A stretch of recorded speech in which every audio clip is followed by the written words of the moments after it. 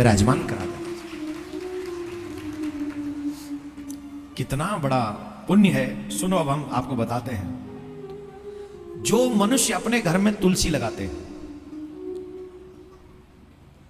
तुलसी की शाखा प्रशाखा बीज पुष्प और सुंदर दलों के साथ पृथ्वी पर बढ़ती रहती है, और जब तक उनके वंश में जो जो जन्म लेते हैं और जो जो मृत्यु को प्राप्त हो चुके हैं, वे सब के सब उन आरोपण करने वाले मनुष्यों के साथ 2000 कल्पों तक श्री हरि के धाम में निवास करते हैं। कितने? 2000 कल्पों तक, 1-2 दिन तक नहीं, 2000 कल्पों तक संपूर्ण पत्तों और पुष्पों को भगवान के चरणों में चढ़ाने से जो फल मिलता है, वह सदा एकमात्र तुलसी दल के अर्पण प्राप्त हो जाए, उसी से वही फल उसको प्राप्त हो जाता है। जो मनुष्य तुलसी दल से श्री हरि की पूजा करता है, वह जल में पद्म पत्र की भांति पाप से कभी भी लिप्त नहीं होता। जो तुलसी दल अर्पण करता है, 100 भार स्वर्ण का, 100 भार स्वर्ण का और 400 भार रजत के। 100 भार का मतलब समझ गए?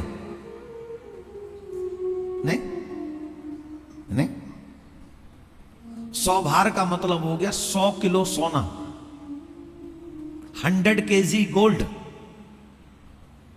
जो 100 किलो स्वर्ण दान करने का फल है, और जो 400 किलो चांदी रजत दान करने का जो फल है, वही फल तुलसी वन के पालन से मनुष्य को प्राप्त हो जाता है। जो अपने घर में तुलसी वन लगाते हैं, जो अपने घर में तुलसी वन लगाते हैं, उन्हें 100 किलो स्वर्ण और 400 किलो चांदी के दान के बराबर फल प्राप्त होता है। बताइए, जिस घर में तुलसी का वन होता है, वह घर साधारण घर नहीं होता, वह घर तीर्थ रूप हो जाता है। वहां यमराज के दूत कभी नहीं झांक सकते, वहां यमराज के दूत कभी नहीं झांक सकते। जो श्रेष्ठ मानव सर्व पापहारी पुण्य जनक तथा मनोवांछित वस्तु देने वाली तुलसी वन का रोपण करते हैं, वे कभी भी सूर्य पुत्र यम को नहीं देखते, वो यम से दूर रहते हैं। रोपण माने तुलसी लगाने वाले, पालन माने जल इत्यादि देकर उन्हें पोषित करने वाले, तथा दर्शन अथवा स्पर्श करने से तुलसी मनुष्यों के मन, वाणी और शरीर द्वारा संचित समस्त पापों को दग्ध कर देती है। कल हम गए थे तो एक बात सुनने को मिली, पाप कितने प्रकार के होते हैं? तो पाप 3 प्रकार के होते हैं, मनसा वाचा कर्मणा। मन में किया हुआ कोई भाव आ गया, वो पाप हो गया। वाणी से आपने कुछ गलत बोल दिया, वो पाप हो गया। और आपने अपने शरीर से कुछ कर दिया, वो पाप हो गया। और ये तीनों प्रकार के पापों को मिटाने का अलग अलग तरीका है। लेकिन कितने भी बड़े पापी हों, तीनों ही प्रकार के पाप जिसने कर रखे हों, वो मात्र तुलसी जी का पूजन कर ले, तुलसी जी का रोपण कर ले, और कुछ न कर सके तो तुलसी जी का दर्शन कर ले, तो वो सभी तीनों प्रकार के पाप उसके नष्ट हो जाते हैं, दग्ध कर देती हैं। पुष्कर आदि तीर्थ, गंगा आदि नदियां तथा वासुदेव आदि देवता तुलसी दल में सदा निवास करते हैं। जो तुलसी की मंजरी, ये सुन लेना ध्यान से, आपके घर में कोई बड़ा बूढ़ा हो और मरने वाला हो तो ये उपाय अवश्य करें। किस किस को घर में लग रहा है कि हमारे घर में एक छुट्टी होने वाली है? बड़े बूढ़े जिसके घर में हो, ज्यादा बड़े बूढ़े, अरे भाई शरीर अस्वस्थ हो, चला न जाए, उसे तो बढ़िया ठाकुर जी के धाम जाए, अगले जन्म में जाए, लेकिन वो कभी वापस ना आए। ऐसा क्या उपाय करें? बहुत गजब की बात बताने जा रहे हैं। शास्त्र युक्त जीवन जीने न जी सके हो तो सिर्फ मर ही जाएं, उतने में ही कल्याण हो जाता है। देखो, ये शास्त्रों की बात आपको बता रहे हैं, हम मनगढ़ंत नहीं बता रहे। ये टोना टोट का जादू नहीं है, रामायण तुलसी की बात है ये। आप लोगों का ध्यान आजकल जादू टोना टोटकाओं में ज्यादा लगता है, ये करवा दो और कुछ नहीं करवा दो। शास्त्र युक्त जीवन जियो, तुम्हें यमराज भी दुख नहीं दे सकता, हम लिख के दे रहे हैं।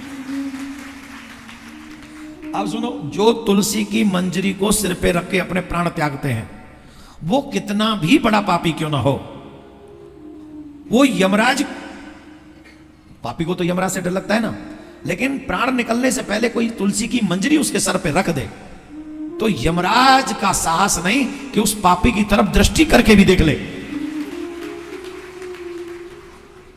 मैं तो जो कह रहा हूं भैया, चाहे 3-4 बार में कोई प्राण छोड़े, लेकिन जब लंबी लंबी सांस शुरू हो जाए तो कह दो दादा तुम तैयारी करो, तुरंत तुलसी की मंजरी उसके सर पे रख दो। घर बच के आ गए तो बढ़िया है, न बचे तो भगवान के धाम चले जाएंगे। ऐसा उपाय करने में किसी को हिचक नहीं होनी चाहिए। तो भैया जब हॉस्पिटल जाएं तो निवेदन है तुलसी महारानी से प्रार्थना करके मंजरी जेब में रखो, कब जरूरत पड़ जाए क्या पता। हॉस्पिटल में थोड़ी मंजरी आवेगी, डॉक्टर थोड़ी मंजरी लगा के रखे, तुलसी लगा के रखे, वहां रखे नहीं ना। तो उनका ध्यान, उनका कल्याण करने का दायित्व किसका है? जो संपत्ति लेके रखेंगे उन्हीं का है ना। तो जब हॉस्पिटल लेके जाओ तो तुलसी की मंजरी भी साथ में लेके जाओ। भगवान न करे कोई ऐसा पल आ जाए तो हम हॉस्पिटल में ही उनके कल्याण की तैयारी कर दें। और यही दायित्व हर उस व्यक्ति का है जो चेतना युक्त है।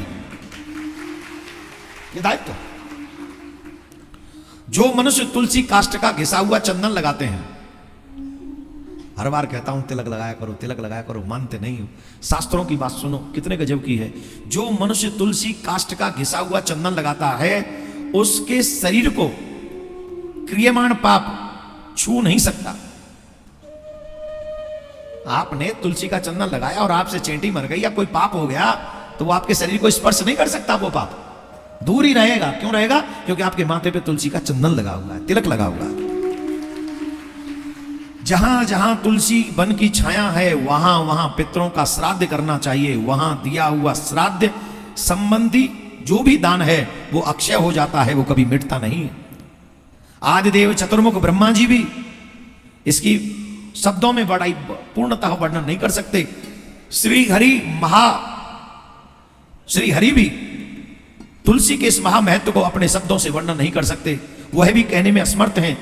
जो स्त्री अथवा पुरुष भगवान श्री कृष्ण के चरणों में चंदन युक्त तुलसी पत्र अर्पित करता है वह पूर्वोक्त फल प्राप्त करता है। अतः गोप नंदनियों, तुम भी प्रतिदिन तुलसी सेवन करो, जिससे श्री कृष्ण सदा तुम्हारे बस में रहें और भगवान श्री कृष्ण का प्रेम तुम्हें प्राप्त हो जाए। अब बताओ क्या बोलना पड़ेगा? इस